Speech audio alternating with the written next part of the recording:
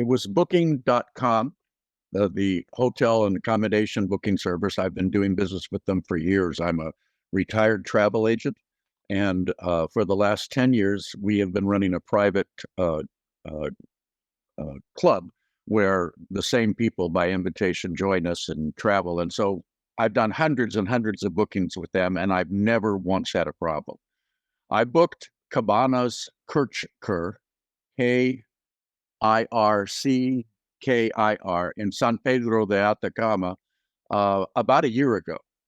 And I had several conversations with the owner of the business and verified that they were the kind of place that I wanted to stay.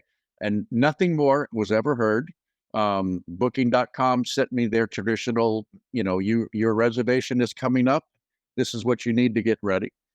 And so we drove 12 hours from Bolivia, from the highlands of Bolivia into Chile. And it was about 3 o'clock in the afternoon. And we got there and the door was locked, the gate. And while we were sitting there trying to figure out, what was happening, a woman came out from the gate and I started speaking with her. And we found out that she's the actual owner of the property and that the people that were running this, business were renting from her. So they weren't actually the owners of the property. They were a lease.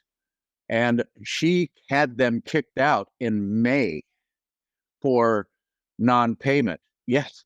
And the police were called apparently to remove them from the property. And so I called up Booking.com and I said, "Hey guys, what's going on?" I said, this listing has been out of service since May. And I told them what I had learned. And all she would do was issue a, I forget what it's called, but a number for my complaint. And I got an email from a fella about maybe 3 or 4 hours later who was in the customer service department. And I wrote him back and I told him exactly what was going on. And I never heard a response and I never heard from them again.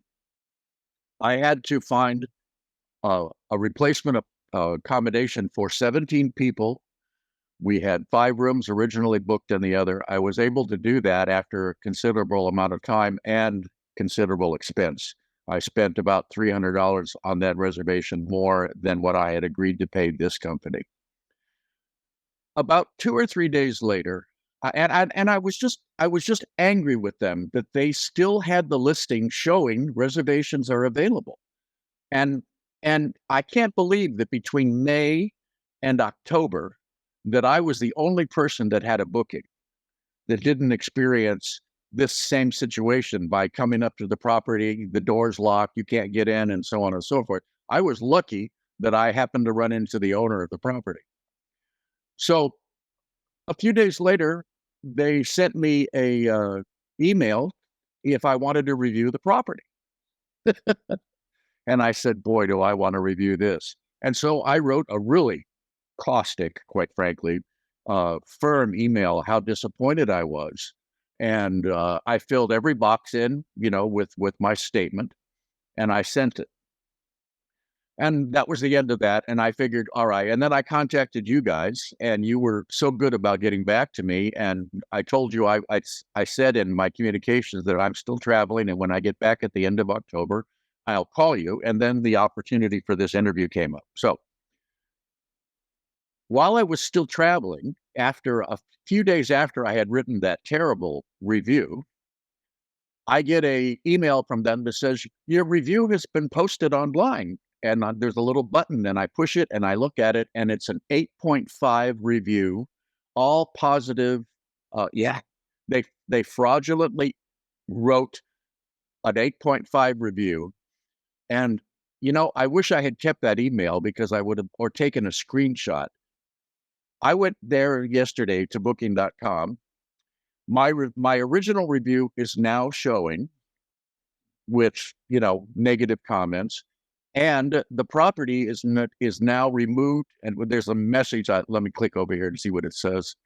The message says, this property is not currently taking reservations. And it has just this sterling review base.